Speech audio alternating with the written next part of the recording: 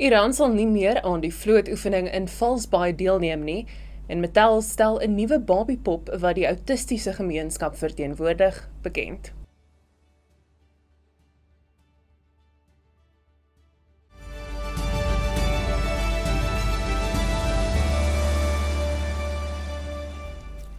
Goeiemiddag, my naam is Carla Burg en welkom by die visuele nuusbulletin in Afrikaans op Pretoria FM.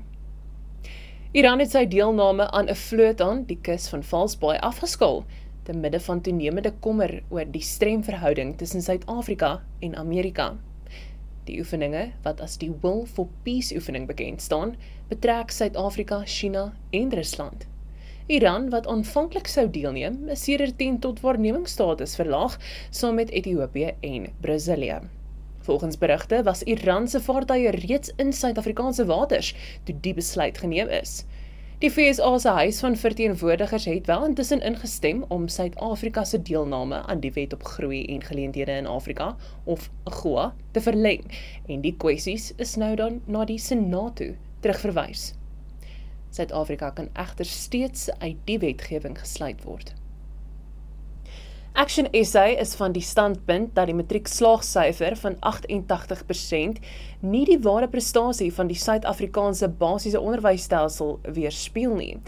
Die party het gesê hy het 'n ontleding gedoen wat die getal leerlinge wat matriek slaag meet in verhouding tot die 1,14 miljoen leerlinge wat in 2023 graad 10 begin het. Die party meen daarvolgens het die sogenaamde effektiewe voltooiingskoers tot 57,7% gedaal.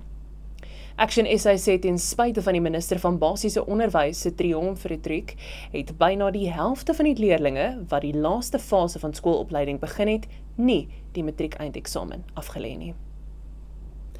En owerhede ondersoek 'n nuwe brand naby Stanford te midde van sterk aanduidings van brandstigting. Meer as 40.000 hektaar is sedert die begin van Januarie verwoes. En terwyl opruimingswerk voortduur, het 'n nuwe brand gistermiddag naby die behuisingsprojek uitgebreek. 'n Beloning van R10.000 word nou aangebied vir inligting wat tot die voorval gelei het. Die bestrydigingskoste beloop tans tot dusver R7 miljoen en gemeenskapslede word dringend versoek om enige wenke anoniem via die plaaslike gemeenskapstoepassing of noodbeheerkamer aan te meld. Brandbestryders bly intussen op 'n hoë gereedheidsvlak vir moontlike opvlammings in die area. En ons sluit af met Barbie. Barbie het 'n nuwe pop bekendgestel, waarby kinders met outisme sal baat vind.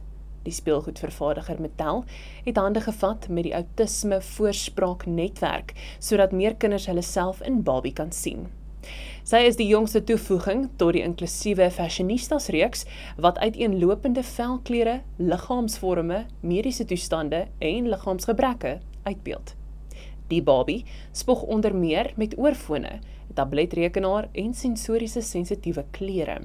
Die pop het ook beweegbare elmboonpolse wat handfladering en ander handgebare moontlik maak, wat sommige lede van die outisme gemeenskap gebruik om sensoriese inligting te verwerk of opgewondenheid mee te wys. Die netwerk se uitvoerende direkteur Colin Killick sê dit is belangrik dat jong autistiese mense vreugde en vreugdevolle uitbeeldings van hulle self kan sien. My naam is Carla Burg en dit is jou nuus vir vandag. Ons maak môre weer so.